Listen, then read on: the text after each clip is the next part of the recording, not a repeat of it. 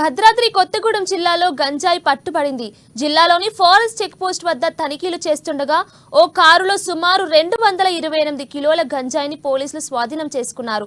గంజాయి విలువ సుమారు 65 లక్షలు ఉంటుందని పోలీసులు తెలిపారు. గంజాయితో పాటు ఫారెన్ కరెన్సీని స్వాధీనం చేసుకున్నట్లు అధికారులు వెల్లడించారు. ఇక ఈ ఘటనకు పాల్పడిన చెన్నైకి చెందిన ముగ్గురిని అదుపులోకి తీసుకొని కేసు నమోదు చేశారు. గాంజా ట్రాన్స్పోర్టేషన్ కార్లో అవుతున్నదనే ఉద్దేశం సమాచారం మేరకు మేమంతా ఆర్టీఏ చెక్ పోస్ట్ దగ్గర ఉంటే అక్కడ ఒక car Maruti Suzuki company car ఆపకుండా వెళ్ళిపోవడంతో మేము విట్నెస్లు అందరం కలిసి దాన్ని వెంబడించి లక్ష్మీనగరం అనే విలేజ్ దుమ్ముగూడెం మండలంలో ఆపడం జరిగింది. అక్కడ ఆపితే వెనుక డిక్కీలో మాకు సుమారు 228 కిలోల గాంజాయి ప్యాకెట్లు లభించినాయి. అందులో ముగ్గురు ముద్దాయిలు దొరికారు. ఈ గాంజాయిని సీలియర్లో 3,000 రూపాయలకు కొని చెన్నైకి విజయవాడ ద్వారా చెన్నైకి ట్రాన్స్పోర్ట్ చేస్తున్నట్టు వాళ్ళు చెప్పారు.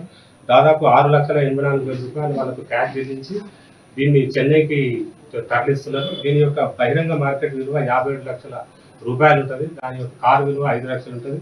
మొత్తం 62 లక్షల విలువ గల గంజాయిని కారుతో సహా సీజ్ చేయడం జరిగింది. ఇందులో ముగ్గురు ముద్దాయిలు ధర్మలింగం స్టాలిన్ క్రిస్టఫర్ 36 సంవత్సరాలు, రాగులు బోస్ 28 సంవత్సరాలు, శివగురు 28 సంవత్సరాలు అనే ముగ్గురు వ్యక్తులను మేము అదుపులోకి తీసుకోవడం జరిగింది.